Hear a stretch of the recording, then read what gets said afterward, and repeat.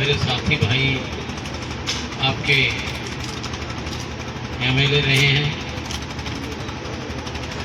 एक सच्चा व्यक्ति है, पंच भी है। राजनेता हो या सामाजिक जीवन हो, वैसे पंच से बड़ी कोई पदवी नहीं है। पंच को परमेश्वर के बाद माना है और पंच परंपरा को परमेश्वर का रूप में माना है। और ये कहा है जहाँ पंच है वहाँ परमेश्वर जरूर विराजमान है। तो मैं पहले तो आप सभी को एक पंच के रूप में एक निस्वार्थ कॉज के लिए जो जनता के हित में है उसके लिए या समर्पण और संघर्ष के लिए आप बैठे हैं। मैं तो आपको साधुवाद भी देता हूँ और हृदय से नमन भी करता हूँ। साथियों, मेरे से तो बोलने वालों ने बहुत कुछ कहा है। देवतिया जी को ज़्यादा पता होगा।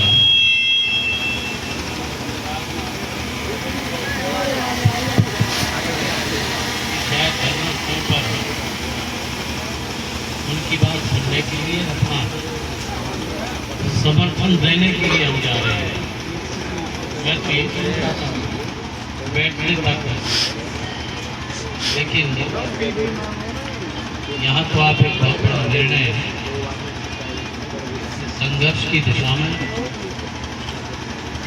और चुनाव के परिप्रेक्ष्य में भी एक बहुत बड़ा निर्णय लिए बैठे। माननीय साथियों ने मेरे विषय में, मेरे बुजुर्गों के विषय में, और देवतिया जी ने भी बहुत कुछ मेरे विषय में कहा है। भाई देखो, इसमें संदेह नहीं, मुझे मेरी जनता ने 5-5 बार चुना और उन विपरीत परिस्थितियों में भी चुना है। जब हवा भी उल्टी थी तब भी चुना है और लगातार चुना है। 3-3, 4-4 बार लगातार भी चुना है।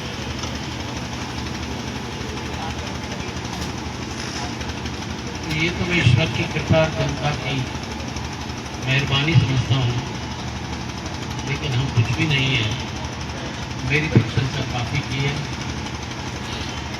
मैं तो ये कह सकता हूँ, करने वाला कर रहा है दिल रहने, कहते लेने वाला दे रहा है, करने वाला कर रहा है दिल रहने।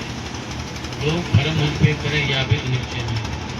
भैया जो कुछ भी हमें शक्ति दी है मेरी जनता ने दी है। भाई हमने उसको अगर कायम रखा है, मेंटेन रखा है, उनकी ही कृपा से रखा है। हम जो कुछ भी हैं, तो नेत्राम जी हमारे बुजुर्ग बता रहे हैं, उनका संबंध इस क्षेत्र इलाकों से रहा है। रावत सागर की पंचायतों के सिलसिले रहे, उन्होंने अपने आने सब के लिए आप लोग जान को एक ही समझते हुए उन्होंने पंचायत को हमेशा काम किया और सब कुछ गाँव में भी लगाया।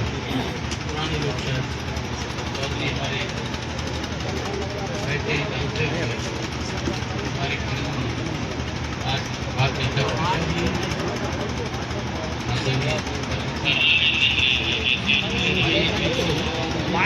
उनकी धूल के बराबर भी नहीं है। जो कुछ है हम उनको उन्हीं से संस्कारित हैं। लेकिन इलेक्शन के विषय में विशेष सरकार में इस समय बीजेपी के नुमाइंदे हैं। इस मांग का क्या समस्या यहाँ जो एक विषय है, उसके लिए भरपूर प्रयास किया यहाँ की जनता ने, पंचों ने, साथियों ने। लेकिन मेरी समझ नहीं आई, मुझे इस विषय में जाना पड़ा। ये बहुत बड़ी बात नहीं है। यहाँ हजारों लोगों को जिससे फायदा होता हो, सरकार जनता के लिए होती है, जनता के द्वारा होती है, जनता के लिए देश को आज़ादी दी, संविधान भी बना, कानून नियम बने, सरकारें बनी और संविधान को तोड़ दिया जाता है। उतार चढ़ाव तो बहुत मामूली चीज है, पता नहीं क्यों सरकार नहीं कर पाई है, कर पा रही मेरी विषय है तो मैं गहराई से नहीं समझ पाया। लेकिन संविधान से बड़ी कोई चीज नहीं है। जब संविधान बदला जा सकता है, अगर कोई नियम या कहीं कोई ड्राइंग, अगर इसमें कहीं कोई टेक्निकल तो वजह भी है तो उसे बदल देना चाहिए।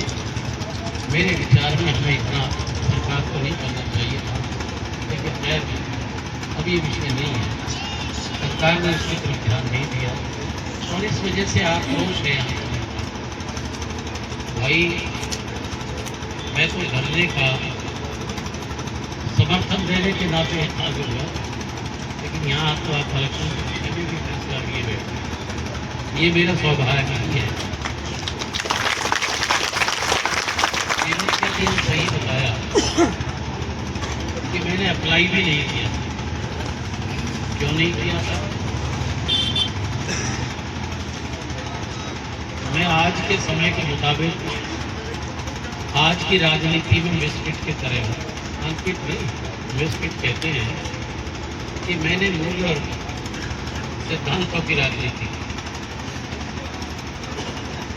मैं CLP का लीडर भी रहा हूँ, विपक्ष के तौर पर 2-3 बार विरोध कर रहा हूँ और मैंने शक्ति का इस्तेमाल ईमानदारी से अपने लिए नहीं किया। मैंने कोई CLU लिया नहीं, मैंने कोई प्लॉट लिए नहीं, ना रेजिडेंशियल ना कमर्शियल नहीं कर दिया। और तो और अब आप इसे अदरवाइज ना लेना, मैंने जीवन में रिश्वत तो बहुत दूर की चीज है, मैंने भेंट भी जीवन ली। इसीलिए बीच में राजनीति से मैं विलग हो रहा था। मेरी चमड़ी थोड़ी ज़्यादा पतली है कि जहाँ जिस हर जायज़ न्यायोचित बात को देखा, मैंने अपने पद की भी करवाई।